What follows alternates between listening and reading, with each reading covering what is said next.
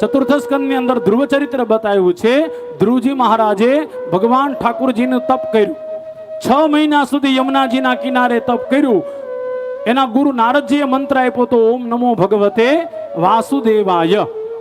આ મંત્રથી 6 મહિના સુધી તપ કર્યું. 6 મહિના પછી ભગવાન એની પાસે આવ્યા અને ધ્રુવજીને આશીર્વાદ આપ્યા, હે ધ્રુવજી, આ પૃથ્વી પર 36,000 વર્ષ સુધી તમારે રહેવાનું છે અને પછી મૃત્યુ થયા પછી પણ ઉત્તર દિશામાં તમારું સ્થાન કાયમ માટે રહેશે. તમને બધાને ખબર હશે, ઉત્તર દિશામાં ધ્રુવનો તારો છે. આપણું શાસ્ત્ર એમ કહે છે દિશા નક્કી ક્યાંથી થાય? ઉત્તર દિશાથી. એટલે માણસનું મૃત્યુ થાય ને એટલે હંમેશા જો માથું ક્યાં રાખવાનું? ઉત્તરમાં. અને મોઢું ક્યાં જાય? તો કે દક્ષિણ તરફ. આ નિયમ છે.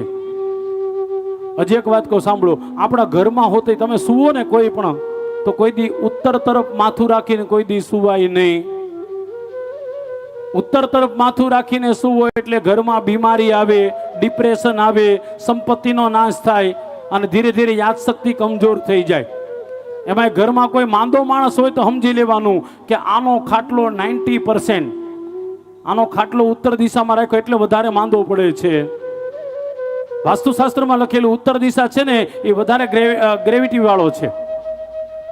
એટલે ઉત્તર દિશામાં કોઈ દી માથું ન રખાય. તમે કહેતા હોય તો કહું, ઉત્તર દિશામાં શું રખાય? વાહ, બધાને ખબર છે. બોલો, બધાય બોલ્યા એકારે. શું રખાય? હા, બરાબર છે, તિજોરી. બરાબર, તમે સાચા છો. ઉત્તર દિશામાં તિજોરી રાખવી જોઈએ. ઉત્તર દિશામાં કુબેરજીનો વાસ છે. ઉત્તર દિશામાં 2 ભગવાન છે. ઉત્તરમાં હનુમાનજી મહારાજ પણ છે અને કુબેર ભગવાન પણ છે. ઉત્તરમાં જો તિજોરી હોય તો ઉત્તરમાં ધીરે ધીરે ધીરે ધન વધતું રહે છે. ઉત્તરની અને પૂર્વની બંનેનો કોર્નર જે થાય એને ઈશાન ખૂણો કહેવાય. અને ઈશાન ખૂણાની અંદર બને ત્યાં સુધી મંદિર જ હોવું જોઈએ. યજુર્વેદમાં લખેલું છે, ઈશાન સર્વ વિદ્યાનામ ઈશ્વર સર્વભૂતાનામ બ્રહ્માધિ પતિ બ્રહ્મણોધિપતિ બ્રહ્મ શિવો મે અસ્તુ સદા શિવોમ. ઈશાન ખૂણામાં હંમેશા માટે ઈશ્વરનો વાસ છે. એટલા માટે જો ભારતમાં કૈલાસ પર્વત ક્યાં આવ્યો? ઈશાનમાં. કૈલાસ પર્વત જે છે ને ઈશાનમાં છે. બદ્રીનાથ કેદારનાથ જાઓ તો ક્યાં આવે? ઈશાનમાં.